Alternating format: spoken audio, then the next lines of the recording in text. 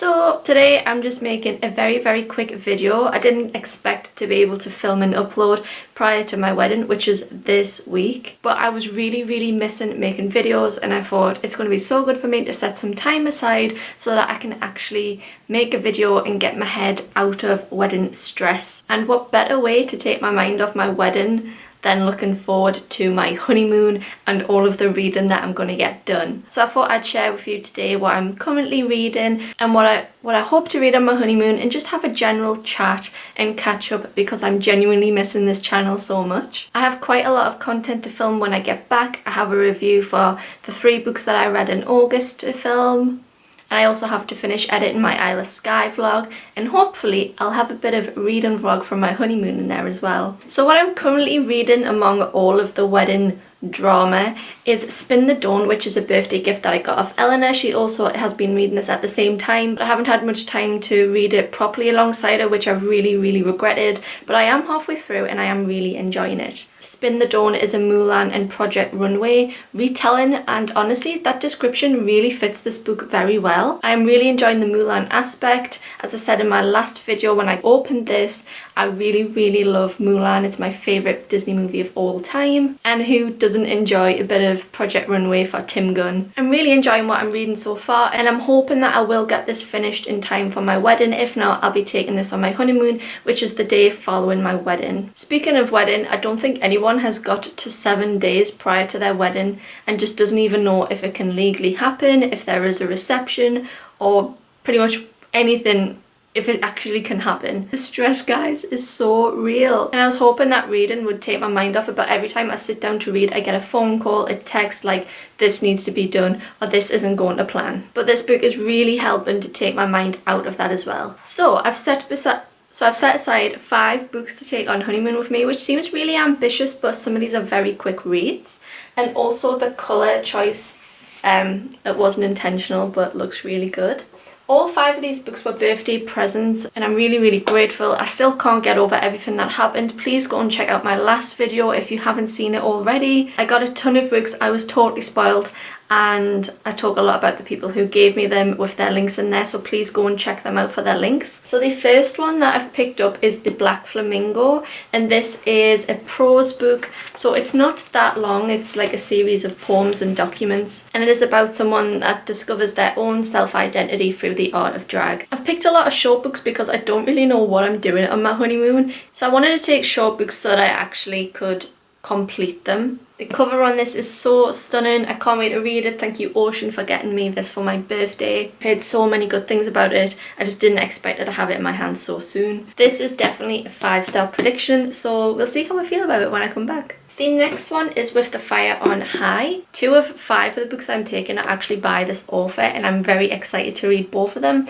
With the Fire on High just seems to me like such a summery read as well. This is a book that I saw and thought, that's a holiday read, so that's why I'm taking this one. This book is about a teenage mother who has dreams of becoming a chef. I've heard so many good things about it. I've heard a lot of people saying like it feels nice and you feel like really connected to the main character, and it's like getting a best friend. I'm very excited to be reading this one. I don't read a lot of YA contemporaries, so I've got my fingers crossed for this one. This one was actually off my dad, so thanks, Dad. Next I'm taking The Fallen in Love montage. I got this off Brightness Katie Reads. Thank you so much, Katie. This is a sapphic novel about 2 girls that meet this summer before university and start a summer romance. Generally I don't read a lot of contemporary romances, but I'm absolutely here for sapphics, so that's why I've picked this one up. Although this seems quite long, it seems like it's going to read quite short. I've heard really good things about this one. A couple of my favourite sapphic booktubers have bigged this up so much, so I'm very excited. I thought I might as well chuck in a little bit of romance for my honeymoon, you know. Next I'm taking Clap When You Land. I got this off Lily for my birthday, so thank you so much, Lily, for getting me this. This is another book written in prose that is very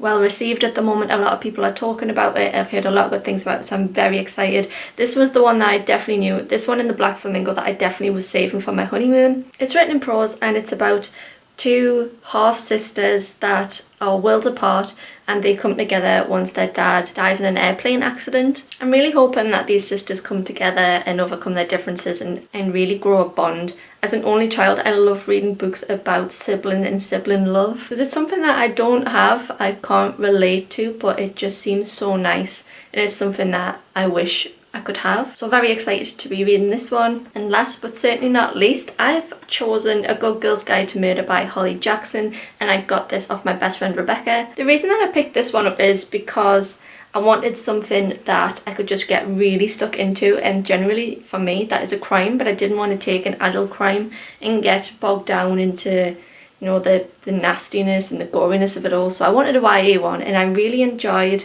oh my god, what's it called? That YA crime book that I read earlier on in the year, what's it called? Not Two Can Keep a Secret. One of Us is dead. Well, One of Us is Lying. I got there eventually. I really enjoyed reading that early on in the year, and I found it to be a very quick, engaging read. So that's why I've picked this one up as well, even though it's not really like romancy honeymoon reading. I kind of like to take a crime book on holiday because I find that they're the most ones that I'm easily get sucked into. And this one is about a schoolgirl who's trying to uncover the truth about a well-known crime in their area. So they are the 5 books that I'm taking on my 7-day honeymoon, but I'm starting to wonder if I'm going to run out of reading material. I don't know whether to add more books to this or not. Is this excessive? Do I have a problem? Maybe as a backup I might take The Starless Sea, which I was supposed to be reading a couple of months ago, but I just never got around to reading it. I'm going to take this as a very last resort. So the plan is I'm getting married this Sunday in a church, and then I'm having a reception in a family garden with like a little tent and some chairs and some food, and I'm ordering Papa John's, and it's just going to be strange. Not very traditional, but at least there's free alcohol for all my guests. I'll try and get some video footage of the day. We'll just have to see how it pans out. And then that night I'm staying in a hotel next door to the family house, just so I can get out of the garden after I've had a bottle of wine and just walk next door and stay in the hotel. And then the next day is when we're starting our honeymoon in Yorkshire, and we're going to be there for 7 days. And then once I'm back, I'll start making video content again. So it should be about a 2-week break. I'm definitely going to miss you all. You may see me around Twitter if you follow me on there. I'll try and post some pictures of my dress on there. So if you want to see some early wedding footage, go over to my Twitter account. Thank you all so much for watching and staying subscribed to this channel. I really, really appreciate you all, and I love you so much. And I'll see you in 2 weeks. Married. Bye guys.